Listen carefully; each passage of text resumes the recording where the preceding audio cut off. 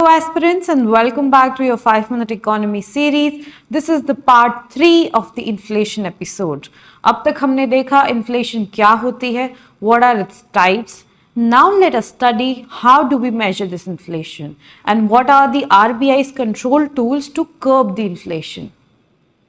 ना next topic is अब inflation को मेजर कैसे किया जाए। तो एक चीज हमने पहले पढ़ रखी थी, दैट इज जीडीपी डिफ्लेटर, जो कि एक ब्रॉडर कॉन्सेप्ट है और मेजर करता है inflation over all goods and services जो कि हमारी इकोनॉमी में प्रोड्यूस हो रहा है। तो पहला तो था जीडीपी डिफ्लेटर, इससे हमें पता चल जाएगा कि ठीक है कितनी इन्फ्लेशन आई है।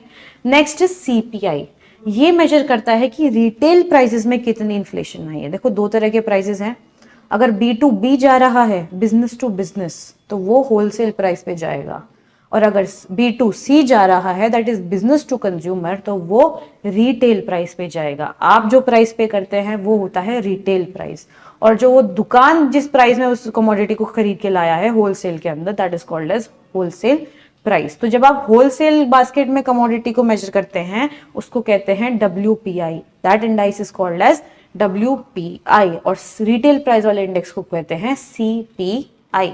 अब ये सब बेस ईयर पे मेजर हो रहे हैं, तो जो हमारा जीडीपी का बेस ईयर वो देख लेते क्या है, that is 2011 and 12, and CPI का बेस ईयर है 2012, दैट इज कमोडिटी की प्राइस को कितना इन्फ्लेशन हुआ है वो हम 2012 की रेट से रिवाइज करके देखते हैं।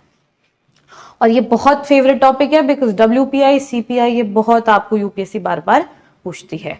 नेक्स्ट इज RBI की कंट्रोल टूल्स।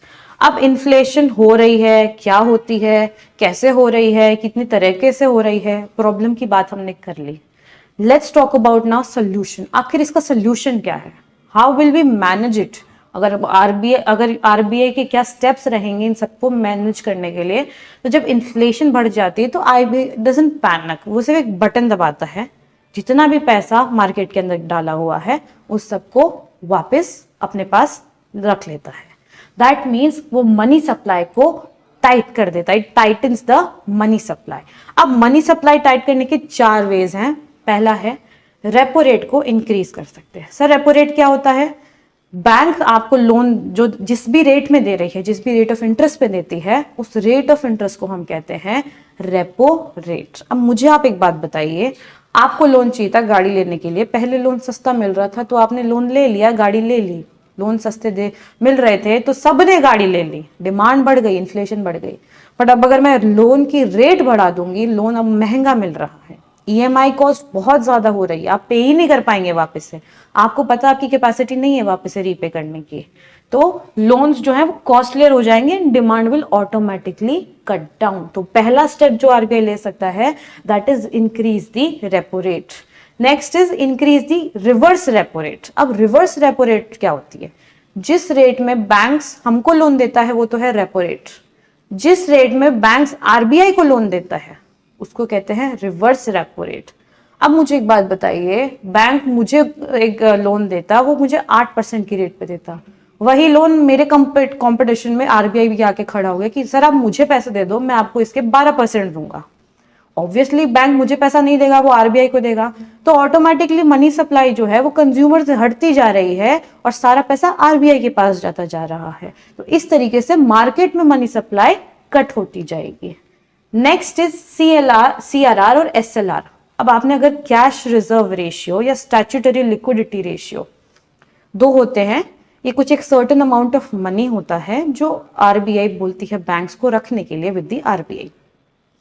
बैंक के पास जितना भी पैसा है उनमें से वो एक पोर्शन या कुछ पोर्शन आरबीआई के पास रखेगी एज एन इमरजेंसी फंड, और बाकी वो लेंड कर सकती है ताकि बैंक ट्रप्सी ना हो, मतलब बैंक आपका है वो नॉन परफॉर्मिंग नहीं जाए।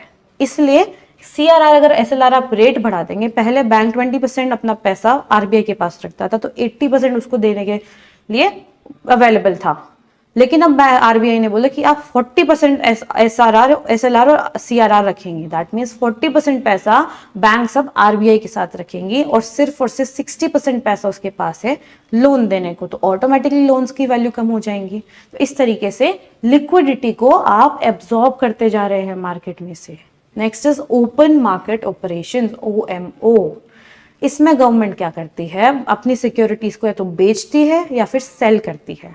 अगर वो बेचेगी तो क्या होगा, सिक्योरिटीज को दिया और मार्केट से लिक्विडिटी लिया, आपने कैश ले लिया, कैश आरबीआई के पास आ गया तो ऑटोमेटिकली लिक्विडिटी कम हो गई।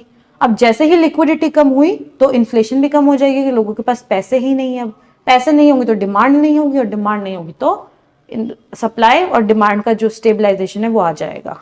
ओके तो इस तरीके से ओपन मार्केट ऑपरेशन होते हैं टू एडजस्ट द लिक्विडिटी। वो बाय करके भी हो सकते हैं और सेल करके भी हो सकते हैं।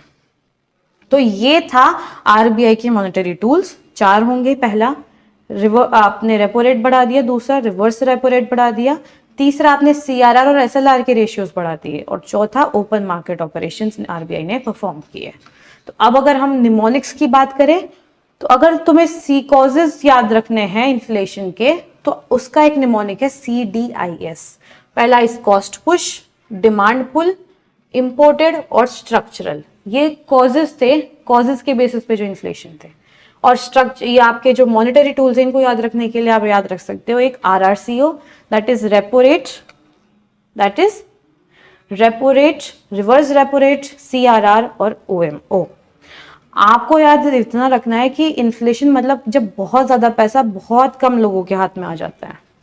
और we can say that inflation is like a salt, a little looks good लेकिन if it gets too much, खाने में अगर नमक कम है तो भी दिक्कत हो जाएगी, और अगर नमक बहुत ज्यादा हो गया तो वो खाने लायक ही नहीं होगा। ओके सिमिलरली इन्फ्लेशन है, इन्फ्लेशन का होना भी जरूरी है, लेकिन अगर इन्फ्लेशन बहुत ज्यादा हो जाती है then it can crash the entire economic system. This was everything about inflation. I hope you liked the lecture, and I'll see you in the next episode of this 5-minute economy series. Till then, keep revising smartly, and remember, economy is all about logic and nothing about mugging. Thank you.